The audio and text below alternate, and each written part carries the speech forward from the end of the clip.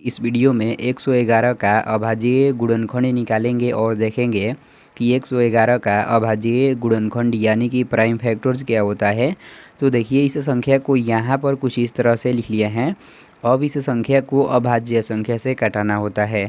तो जैसा कि हम लोग जानते हैं कि अभाज्य संख्याएं, ध्यान दीजिएगा, हम यहाँ पर बतला रहे हैं 2, 3, 5, 7 और इसी तरह से आगे भी होती है। तो सबसे पहले हम देखेंगे कि यह जो संख्या है इस 2 से कटेगी। तो इस 2 से कटने का नियम होता है दोस्तों, जिस संख्या की इकाई के अंक 0 या 2 या 4 या 6 या 8 रहता है तो वह संख्या 2 से कट जाती है। तो देखिए, यह जो संख्या है इसका इकाई के अंक यहाँ पर 1 है, जो देखिए यहाँ पर कहीं भी नहीं मिल रहा है, इसलिए यह संख्या इस 2 से नहीं कटेगी। तो अब हम देखेंगे कि यह जो संख्या है इस 3 से कटेगी। तो इस 3 से कटने का नियम होता है, जिस संख्या के अंकों का योग यदि 3 से कट जाता है तो वह संख्या भी 3 से कट जाती है।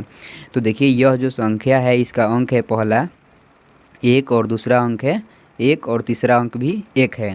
तो जब सभी अंकों को जोड़ेंगे तो 3 आएगा। तो 3 से कट जाता है, इसलिए यह भी संख्या इस 3 से कट जाएगी। तो चलिए इस संख्या को 3 से कटाते हैं।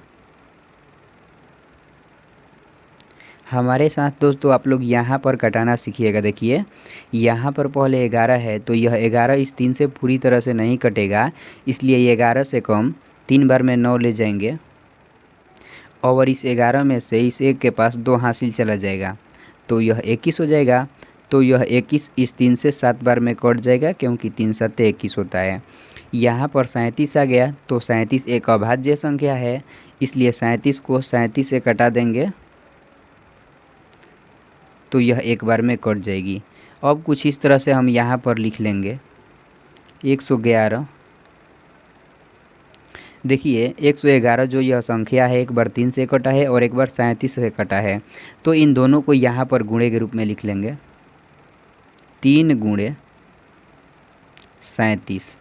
तो दोस्तों जो यह आ गया ना 3 गुणे 37, यही इस 111 का अभाज्य गुणनखंड यानी कि प्राइम फैक्टर्स हो गया। तो इस तरह से आप लोग भी इस तरह के अभाज्य गुणनखंड बहुत ही आसानी से निकाल सकते हैं।